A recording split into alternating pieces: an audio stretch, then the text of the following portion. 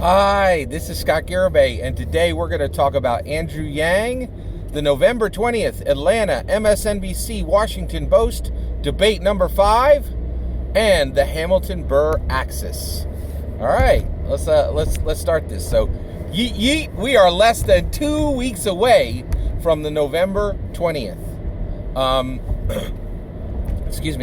Atlanta MSNBC Washington Post debate number 5. And this is incredibly exciting, and the reason why is these are absolutely fantastic for Andrew Yang. They really are wonderful. So I think there are a lot of things that are getting Andrew Yang to where he needs to be, that are laying brick by brick the road that will take Andrew Yang straight to the White House, right? I think there's 3 primary things that are getting him there. All right. So first and foremost is Andrew Yang himself. He's putting in the blood, sweat, and tears, right? He's risking a lot, and he is doing the real hustle. He is doing the real work it takes to really win this election, right? So first and foremost, more than anybody, Andrew Yang is doing the most to make Andrew Yang president, right? I think that's great, right? That's the way it should be. Like we should expect incredibly hard work from our leaders, right? All right. The second one is, all right, so I'm going to use a new term here. I have avoided using this term like the plague, but I opened a dialogue a while back on whether the term, and I really think that the term Yang Gang is a terrible term for Yang supporters and Yang followers. And so I opened a dialogue saying, hey, we should really think about whether it is time to change this name. Because the muggles, when the regular people show up, for the election, Yang Gang is, the term gang has absolutely no good connotations to it, right? And so I have really avoided this term like the plague, but I'm on board now. There's some times where if you can't beat them, you got to join them, right? You shouldn't do that all the time, but you got to know when it's the right time. So I'm going to start using the term Yang Gang, all right? So what is responsible for Andrew Yang's incredible momentum toward the U.S. presidency, right? Andrew Yang, Yang Gang. Yang Gang is incredibly innovative, incredibly hardworking, incredibly sacrificial, incredibly exciting, right? And Yang Gang is doing a ton of work to get Yang there. The last one is the debate. The debates are incredibly helpful to Andrew Yang. He looks fantastic in these debates. And one of the things it does is it allows his incremental improvement to really show, and it's fantastic.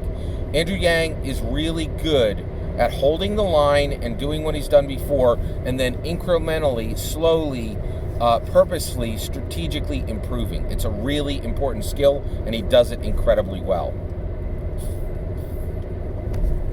He has consistently improved in every single debate, solving problems he didn't solve in the last debate, right?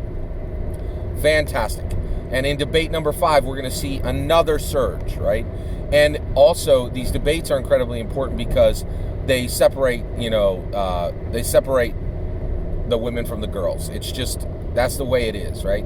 So right now, we only have 9 people who are actually qualified for debate number 5, okay? And Andrew Yang is in that group. I'll count them off. You got Biden, Warren, Harris. You got Biden, Warren, Sanders, okay? You have Steyer and Harris, okay? You have Booker, Buttigieg, and Klobuchar, and the most important one of all, more important than all the others combined, is Andrew Yang, right? Our next president, okay? That's 9 people, right? Who's out, right? Well, one, there's a whole bunch of people you can't even remember their names. Marianne Williamson and her crystals are out, right? I miss her. She was fun. But then also Castro and Tulsi.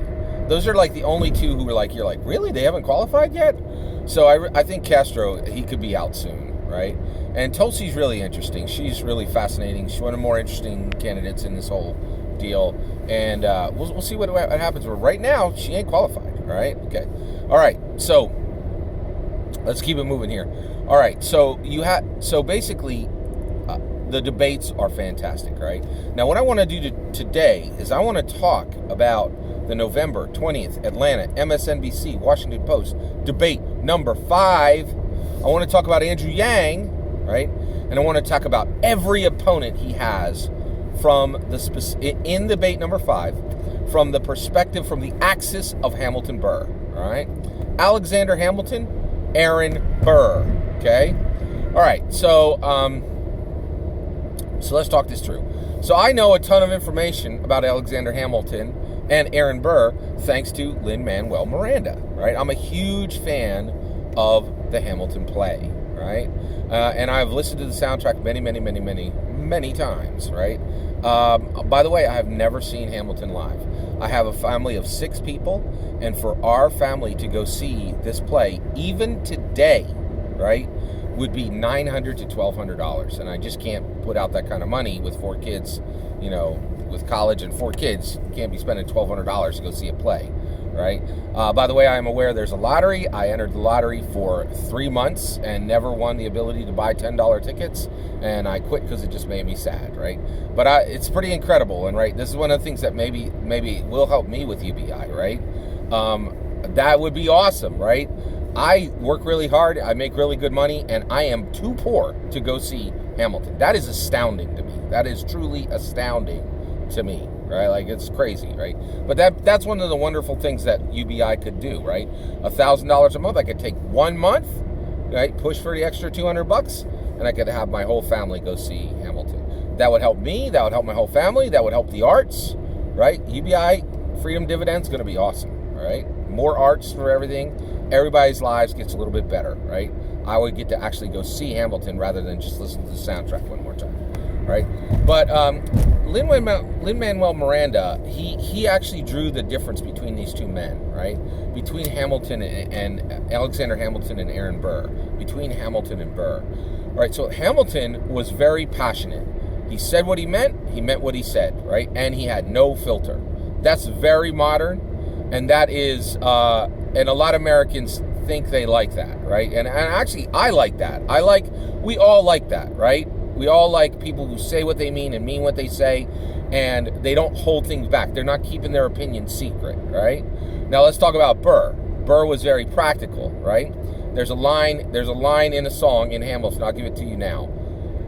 Talk less, smile more. Don't let them know what you're against or what you're for, right? Talk less, smile more. Don't let them know what you're against or what you're for, right? That was Burr to a T, right? He was practical. The reality is he didn't even really have stances. There wasn't really things he believed in, right? He just chose whatever was most popular at the time, right? Now, the vast majority of Americans, at the macro level, Americans see this as weaselly, conniving, and weak, right? Now, the reality is there is some truth on both sides, right? It is weaselly, conniving, and weak to wait to put your finger in the air, figure out what the people think, and then go along with them. A perfect example of this was Nancy Pelosi jumping on board impeachment when it finally got like 170 people who were interested in it, right? That's Aaron Burr to the T, right? Like, rather than actually have a stance and go for impeachment when impeachment was real or when she actually felt it should be used, right? Perfect example of Aaron Burr type maneuvering, right? But then Hamilton. But then the other part is when you say what you mean and mean what you say, and you have no filter. It's costly, right? People can come at you, right? And they can use the masses against you when your opinion is not popular because you're saying what you mean, right? Now here's the thing, right? I think everybody thinks this is super simple. Everybody should be a Hamilton and nobody should be a Burr, right? But one of the problems is Burr is the Burr approach is incredibly effective. It is arguably more effective than the Hamilton approach, right? It's hard to get elected being a Hamilton. In fact, he never was elected, right? Alexander Hamilton was never president, right? Aaron Burr was vice president. He reached a higher position because the Aaron Burr approach, while it is weaselly, while it is conniving, while it is weak, right? It also is effective, incredibly effective. And also, here, you know what? Maybe we need to really think twice if it's weak or not, because the reality is we kind of know who was the stronger between Alexander and Aaron Burr, right? You know how we know? Those 2 men dueled, right? Later in his life, Aaron Burr ran for governor. Hamilton actually vigorously campaigned against him. So vigorously that Aaron Burr goes, you know what? You've insulted me. I challenge you to a duel. We're going to take out pistols. We're going to walk 10 feet apart. We're going to turn around and shoot each other. And guess what? Aaron Burr shot Alexander Hamilton dead. Done. Right? So, like, we got to... So, you know what? It is Weasley. It is conniving. But you can't say it's weak. Aaron Burr killed Alexander Hamilton. There's not a debate about which one was stronger, right?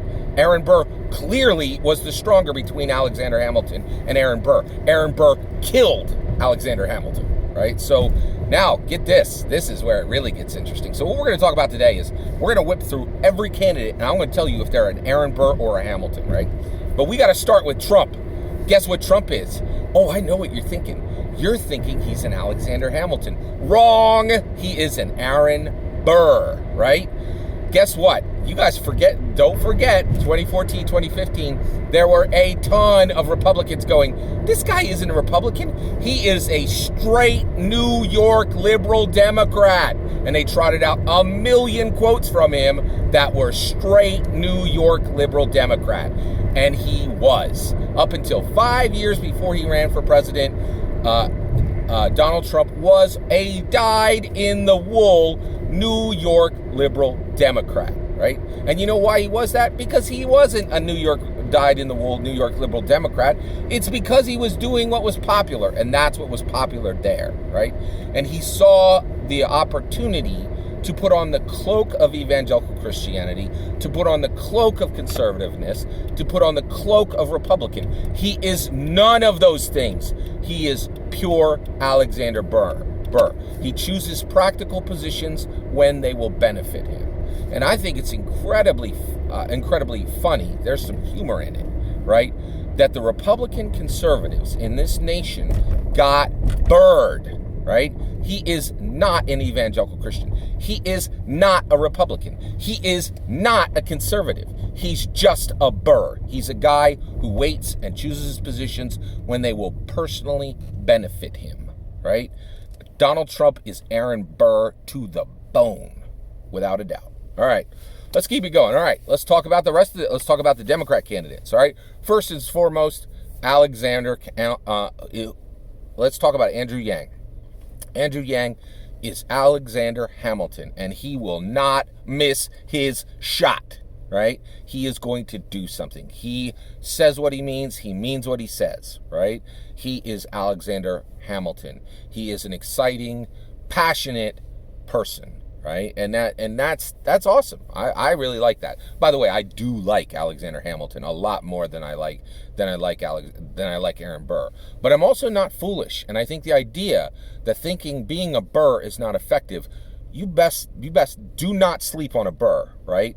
Because people beg to be lied to in this world. It is shocking how badly people want to be lied to. It is, and you cannot forget that, right? If you're gonna navigate your way through this world, you must understand that the majority of people desperately wish to be lied to. I learned this a long time ago, and I don't like bringing that message to you, but you best recognize, because if you don't, you're gonna run into some serious problems. All right. Okay. So Biden. Oh my gosh, Biden is a Burr, right? He has no real opinions or positions. He is simply choosing positions that are practical. He is choosing positions that are, more favorable now. Biden is absolutely a Burr. He is not an Alexander Hamilton. All right. Sanders. Oh, without a doubt, Sanders is an Alexander Hamilton. He says what he means what he says. His opinions and his positions are genuine. They are heartfelt, right? They're not politically maneuvered, right? All right. Warren, it's a tough call there, right? It's a little bit tricky. But I think she's an Alexander Hamilton. I think she is very genuine. I think she genuinely believes what she is claiming to fight for. It is not practically chosen, right? It is a very comes from a genuine passion place, right? And I do think Elizabeth Warren is passionate. I think it can be hard to recognize sometimes, but I do think she's passionate. She is an Alexander Hamilton. All right. BBC. So Booker. Booker, Booker is surprising, right? Booker is absolutely an Alexander Hamilton.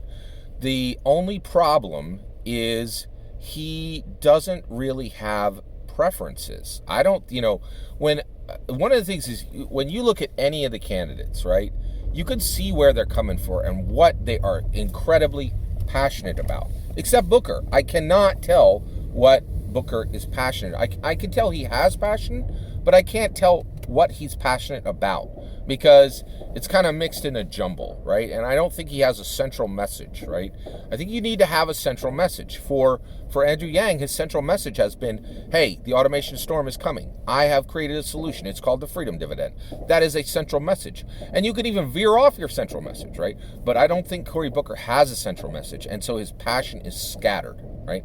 So he is an Alexander Hamilton, but I don't think he, really has, I'm not sure he genuinely, Burrs don't pick positions because they want the ability to move, right?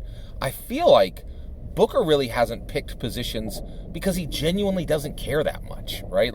He doesn't care one way or another, right? And I think that indecisiveness has shown up in other areas of his life. I think he's indecisive, and I think things that are clearly good for him that he should have already done, he doesn't do, right? And I think it shows up in a lot. But I do think at the base nature, he is more Hamilton than Burr. He is a Hamilton. He is not a Burr, right? All right, Pete Buttigieg. Oh my gosh. Whoo, boy. Okay, here it is. So I'm an evangelical Christian, right? We don't believe in reincarnation. We believe that you will be, that everyone, when you die, you go into the afterlife.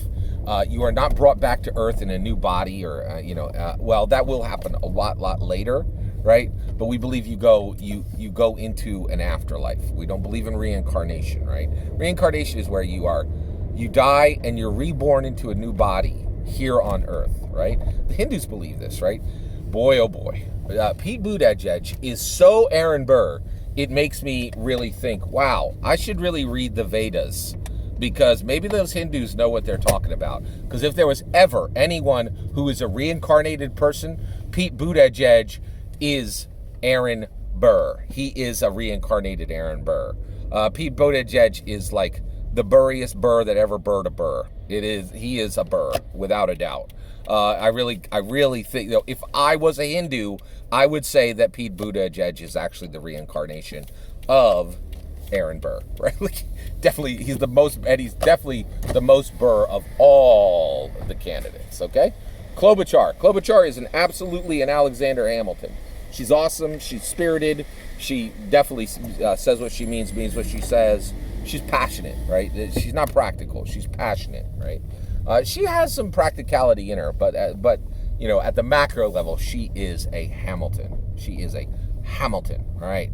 Tom Steyer. It drives me crazy that I have to say that guy's name. I cannot believe his money has bought his way into this debate number 5. Absolutely galling. Terrible candidate. Just really, really bad. He is a Hamilton. He believes what he's saying. And he is giving up his own money to say it, right? So, so I would love to point a finger and call him a Burr, but he's not a Burr. He is a Hamilton. So Tom Steyer is a Hamilton, and he has forced his way into this list and into this conversation, and he continues to impose himself upon Americans. I really dislike Tom Steyer. Kamala Harris, right? Without a doubt, Hamilton, Alexander Hamilton. She believes that, without a doubt, she is incredibly passionate that she can identify people who should go to prison, and she is incredibly passionate that she can put them in prison, and she is passionate that they should be in prison, and she's passionate that she can keep them there in prison. Right? She's a prosecutor through and through. She's a passionate prosecutor, and she is, without a doubt, an Alexander Hamilton, right? So, and I think that's the clean sweep, right? That is Biden, Warren, Sanders. That is Booker, Buttigieg, Klobuchar. That is Tom Steyer. That is Kamala Harris, and Andrew Yang. And I think this is really, really important to realize the power of Burrs. Do not ever underestimate a Burr, right? They are Weasley. They are conniving. It is not good to see that they are so powerful in our political process, but they are, right? So whenever you see Burrs, don't discount them, right? We have a Burr as president right now, right? Like, I'm telling you, Donald Trump doesn't believe half the things he says. He just says them to progress himself politically, right? And he's been incredibly effective at it. And Aaron Burr was incredibly effective. And I will say, I just thinking this through and talk about it today. Aaron Burrs are not weak. They are the stronger. They are the stronger, right? Because the reality is, I think it takes strength to hold everything in and not say things, right? And the reality is, it's really, really fascinating. And I don't think we can ever forget when Alexander Hamilton and Aaron Burr stood toe to toe. Aaron Burr killed Alexander Hamilton, not the other way around. So be careful. Be careful. And in regular life, when you are dealing with people, take note. Are you dealing with a Burr or are you dealing with a Hamilton? It's important to understand. All that's my opinion. I'd love to hear your opinion. And I'm also going to encourage you right now, get ready for November 20th. Atlanta, MSNBC, Washington Post, debate number 5. Figure out what you're going to serve. Is it going to be nachos or pizza? Figure it out. Right? Let me know what you think, and I'd love to know. And tell me what snacks you're going to have for debate number 5 in the comments below. Please consider liking and subscribing, and have a wonderful millennium.